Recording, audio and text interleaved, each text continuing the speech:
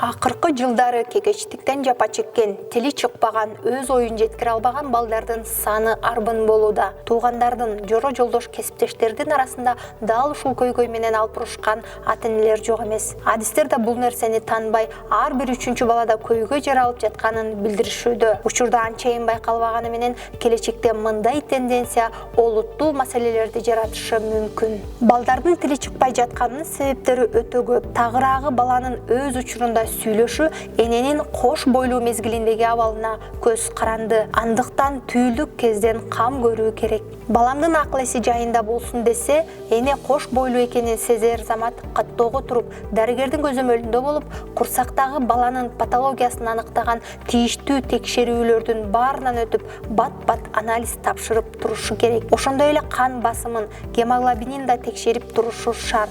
Анткени баланын тили чыкпай жатканына, эненин кош бойлуу мезгилинде кан басымы жогору болгону, бөйрөктөгү өнөкөт оорусу, канындагы гемоглобиндин жетишсиздиги да таасирин тийгизет. Кандын айлануусу менен баланын мээсине кычкылтек жетет. Ошон үчүн энелер боюнда барда гемоглобини аз болсо нормага жеткирүүгө, врачтардын иштеген дарысын ичип, ден соолугун чыңдоого аракет кылышы шарт. Биз бул жаатта баарлашуу максатында Нова клиникасынын акушер-гинеколог, гинеколог-эндокринолог дарыгери Сманалиева Гүлнора Акматкуловнага жолугуп, суроолорубузга жооп алдык.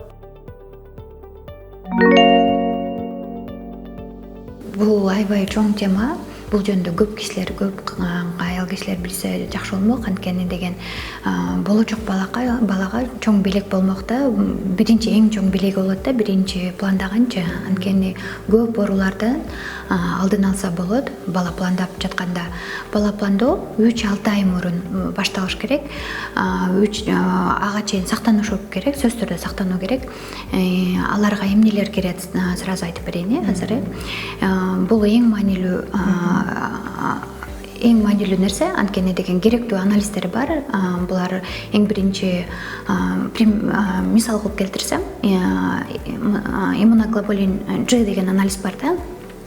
Краснуха, ана корь, кыргызча айтканда кызылча деп коет. Алар менен эгерде биринчи жолу боюнда бир бар кезде жолукса, кийин балага көп коркунуч алып келиши мүмкүн да. Кулагы тубаса укпай, көзү тубаса көрбөй, жүрөктө кемтиктер болушу мүмкүн да.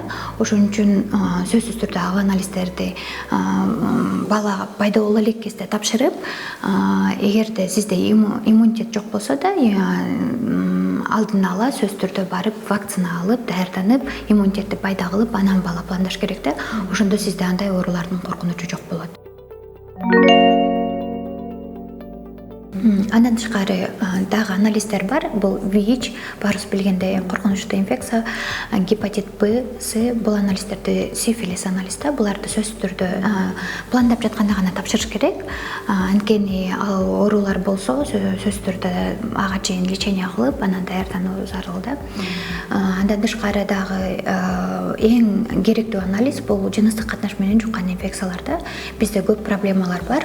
Аял кишилер биринчи жолу боюндагы кезде келишет да, боюна пландаганда эмес, боюнда болгондо келет, анан анализ аласың, анан ал жактан инфекциялар чыгат. Бул учурда бул инфекциялар бала үчүн коркунучту жаратышы мүмкүн. Ошон үчүн менин оюмча бала пландап аткан кезде тапшырып, бардык анализдерди бардыгын лечение кылып, даярдап, анан балалуу болуш керек. Андан тышкары сөзсүз түрдө башка специалисттерден консультация алыш керек. Эгер хронический оорулары болсо да, алардын баарын айыктырып, стоматологко барып, терапевттен консультация алып, баары жакшы болгондон кийин анан бала пландоо зарыл. Каттоого да бул да чоң проблема. Сөзсүз түрдө каттоого 5-6 неделядан өтүп тура берсе болот. 12 неделяга чейин сөзсүз туруш керек. Анткени деген биз бүт анализдерди алып, оценка кылып, эгерде там синдромда же коркунучтуу бир оорулар болсо, 12 неделяда биринчи скрининг деп коет, ошол убакта билинет. Ошон үчүн 12 неделяга чейин туруш керек да. 12 неделяда билингенде, ал кезде аял менен чогуу сүйлөшүп, эгер чогуу кандай балалуу болгум келбейт десе, анда 12 неделяда аборт жасатылат да, по показаниям да. Ал жакка эмнелер кирет? Мисалы, даунаны сразу присылат 12 неделяда да, показательдер менен.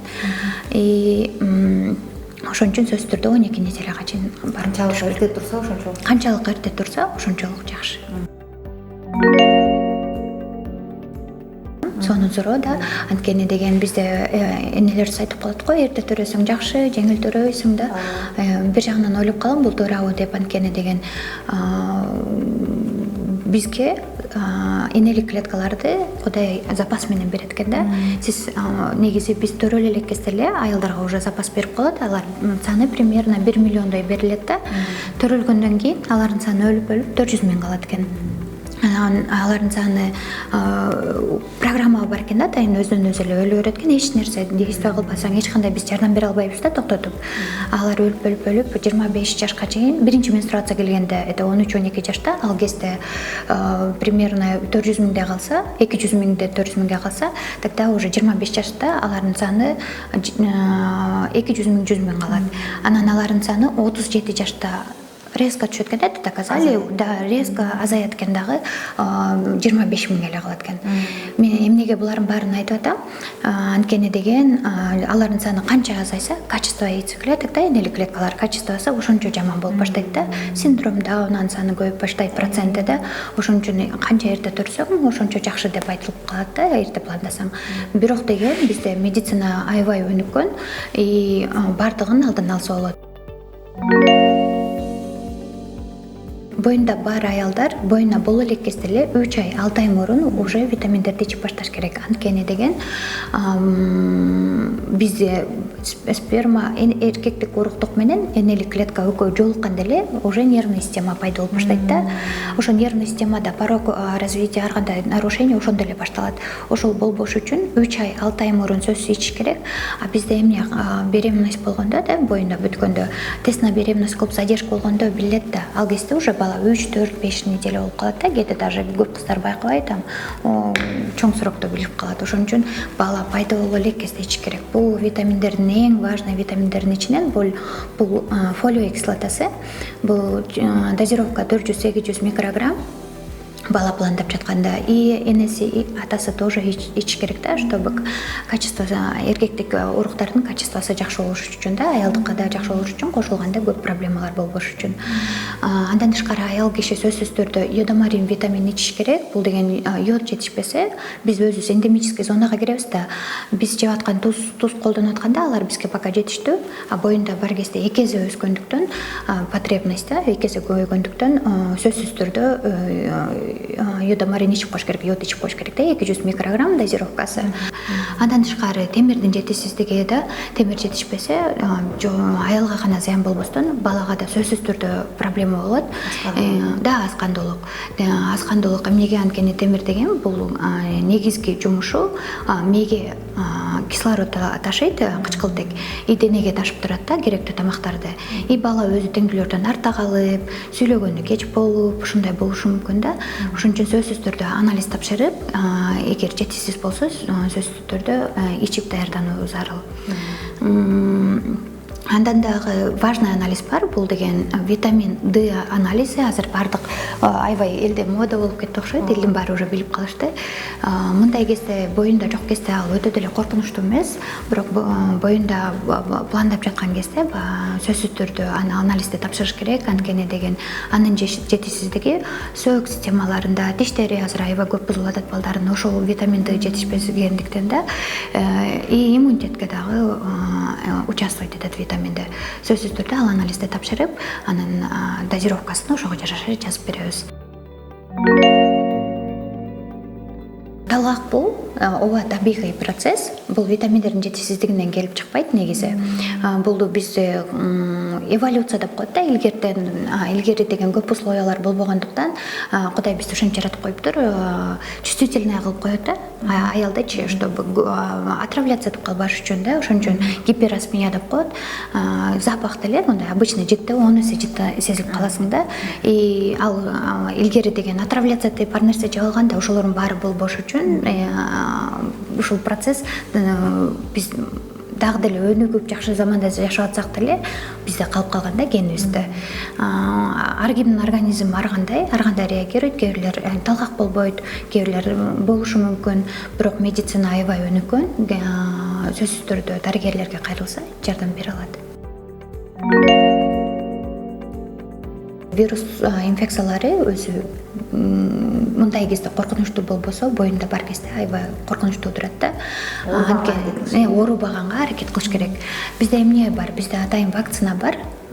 Сезондордо бизде грипптин 2 сезону бар да, бул деген жазында, анан көзүндө да. Ошол кезде бала пландап жатса, сөзсүз түрдө менин кеңешим барып вакцина алып, анан боюна бүтүрүү да. Возможность болсо, эгерде вакцина алсаңыз, эми вирустуу инфекцияларга вакцина 3 айга чейин чыдап берет да. Эң опасный период, эң коркунучтуу убакыт бул деген 12 неделяга чейинки убакытта. Ошол убакытта вирус кирип кетсе, балага зыян болушу мүмкүн да, ар кандай пароктор болушу мүмкүн да. Түшүп калышы мүмкүн, түшүп калышы коркунучу, анткени деген ал жакта уже плацента деп коет, баланы защищать эткен тон да, ал пайдалуу элек. Ошон үчүн сиз оороган вирустардын баардыгы балага прямой кирип кетет да. Менин кеңешим көп кишилер менен контакт болбой, көп жака чыкпай, үйдө эле болуу деп айтам да. Негизи төрөт аял үчүн чоң стресс. Себеби түйүлдүк пайда болгондон кийин аялдын организми таанылгыс болуп өзгөрөт. Баягы назик айым жок. Убагы менен кыжырданып, кайра кубанып, бир аздан кийин маанайы чөгүп, эч нерсени жактырбай калат. Муну аял атайын деле кылбайт. Бул нерв системасынын өзгөрүшү, гормондордун ойноп турганы. Бул убакта аял өзүн деле түшүнбөйт. Үй бүлөдөгү көп түшүнбөстүктөр, ажырашуулар мына ушул учурда болот. Андыктан туугандары, кайын журту эң негизгиси жолдошу түшүнүү менен мамиле кылышы керек, дейт дарыгер.